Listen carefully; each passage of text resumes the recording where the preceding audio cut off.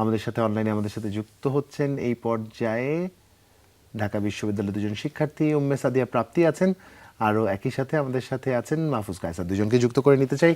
শুভ সকাল, স্বাগত আপনাদের দুজনকে। আমরা সাথে প্রাপ্তির কাছে চলে যেতে যাচ্ছি, ঠিক একই প্রশ্ন প্রাপ্তির কাছেও। এই যে অপরাধের বিরুদ্ধে সবসময় তরুণদেরকে আমরা অবস্থান নিতে দেখেছি, এই জায়গাটাতে আসলে মেয়েদের ভূমিকা কতটুকু? অপরাধ যেহেতু অনেক বেশি বৃদ্ধি পাচ্ছে এবং আসলে নারী সংগঠিত অপরাধ আমরা খুব বেশি দেখতে পাচ্ছি, তো সেই জায়গাটাকে কেন্দ্র করে আমি যদি বলি মেয়েদের ভূমিকা, তখন আমার মনে হয় যে এখানে আসলে মেয়েদের প্লে করার অনেক ভূমিকা রয়েছে। তাদের আসলে ক্ষমতায়ন করতে হবে, নিজেদেরকে তাদের এম্পাওয়ার করতে হবে এবং তাদেরকে আসলে জানাতে হবে আমার প্রেজেন্স, যে আমি আছি। নট নেসেসারিলি যে কাজী নজরুল ইসলাম যেমন লিখেছিলেন গান্ধীজি আছেন এবং সবাই বিশ্বাস করেছে যে গান্ধীজি তো আছেন, সো আর কি লাগে। বাট এই জায়গাটাতে আসলে এরকম না হয়ে বলতে হবে যে আমি আছি। আমি যখন আমার এগেইনস্টে হওয়া কোনো অপরাধ কিংবা যে কোনো ধরনের কোনো অপরাধের বিরুদ্ধে আমি নারী কিংবা পুরুষ এটা ভাবার আগে আমি যখন মানুষ হিসেবে তার প্রতিবাদ করতে পারবো এবং আমি একটা সামাজিক নিরাপত্তা পাবো, তখন আসলে আমি বুঝতে পারবো যে আমার যে অধিকার সেটা আমার প্রতিষ্ঠিত হয়েছে। সমাজে আসলে নারীদেরকে জি আমি আসলে এইটা দিনে যে কথাটাতে একটা প্রশ্ন আসলে আমার কাছে মাথায় আসলো প্রাপ্তি, যে যখন আমরা বলছি যে আসলে আমাদের অধিকার, আমরা কি অধিকার আছে সেটার জন্য অপেক্ষা করব যে আমরা সামাজিকভাবে তা আমাকে সুরক্ষা দেওয়া হবে, তারপর আমি আমার ভয়েস রেজ করবো, নাকি আমার ভয়েস রেজ করে এনশিওর করবো যে আমাকে সামাজিকভাবে সুরক্ষা দেওয়া হোক অথবা না হোক, আমি আমার আসলে প্রতিবাদের ভাষা চালিয়ে যাব? কি মনে হয় এই জায়গাটাতে?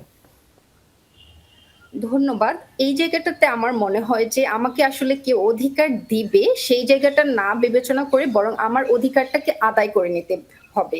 কারণ আমরা খুব ভালো করেই জানি আসলে অধিকার কেউ কাউকে দেয় না, অধিকার আদায় করে নিতে হয়। আমি যতদিন চুপ করে থাকবো, আমি যতদিন আমি মনে করব যে আমার উপর এটা হওয়া সঠিক বা হচ্ছে একটা অপরাধ সংঘটিত হচ্ছে, আমি নারী বলে এটা সম্ভব, ততদিন পর্যন্ত আমার উপর কিন্তু এই স্ট্রিম লড়াইটা চলতেই থাকবে।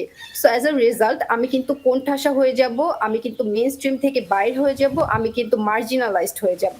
সেই জায়গাটাতে দাঁড়িয়ে আমি যদি আমার অধিকারটাকে প্রতিষ্ঠা করতে চাই, আমাকে কিন্তু নিজেকেই ভয়েস রেজ করতে হবে। আমি যদি অন্য কারোর জন্য অপেক্ষা করি যে উনি আমাকে ভয়েস দিবেন, উনি আমাকে অধিকার দিবেন, তাহলে কিন্তু আমি পিছিয়ে পড়ে যাব, ঠিক যেমনটি আমরা পিছিয়ে পড়ে রয়েছি।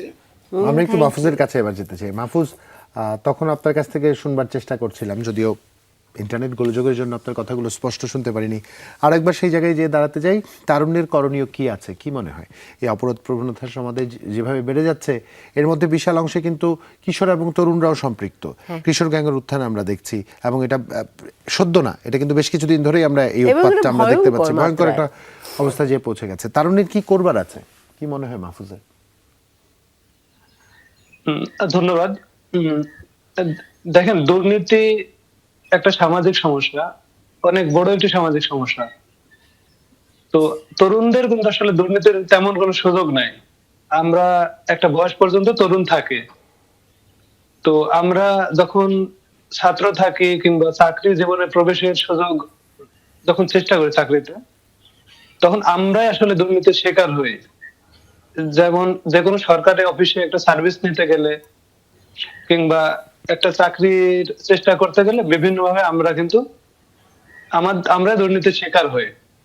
আমরা পেশাগত জীবনে বিভিন্ন সময় খেয়াল করে দেখেছি যে পেশাজীবীরা মূলত দুর্নীতির সাথে বেশিরভাগ সম্পৃক্ত থাকে। সুতরাং আমরা দুর্নীতিটা শিখি কিভাবে?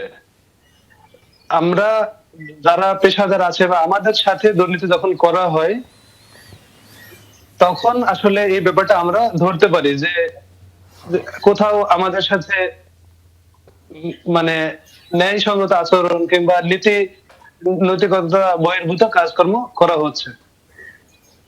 আর কিশোর গ্যাংয়ে যে ব্যাপারটা বলছেন, এটা আমি আপনার সাথে একমত। আমি নিজেও বিভিন্নভাবে লক্ষ্য করে দেখেছি যে ঢাকা সহ দেশের বিভিন্ন অঞ্চলে কিশোর গ্যাংয়ের একটা উত্থান ঘটেছে। এটা আসলে উত্থান যেমন তেমন, এটা বিভিন্ন সময়ে বিভিন্ন রকমের অবস্থায় ছিল কিশোর গ্যাংয়ের অবস্থাটা।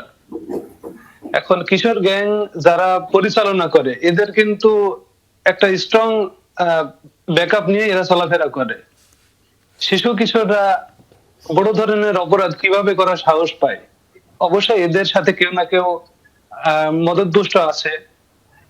ধন্যবাদ এখানে- মাহফুজ, আপনি বলছিলেন গুরুত্বপূর্ণ জায়গাটায় আপনি পয়েন্ট করেছেন যে আসলে পিছনে নিশ্চয়ই কেউ আছে কেউ যারা না কেউ আছে, মদত দিচ্ছে। যারা আসলে মদত আমি প্রাপ্তিকে করে। অসংখ্য ধন্যবাদ, চমৎকার করে তারা দুজন বলছিলেন মানুষের তারুণ্য যদি এরকম সচেতনভাবে চিন্তা করে নিশ্চয়ই একটা পরিবর্তনের প্রত্যাশা আমরা করতেই পারি। ভালো থাকবেন সবাই, সুন্দর একটি দিন কাটাবেন। শুভ সকাল। আবারও শুভ সকাল।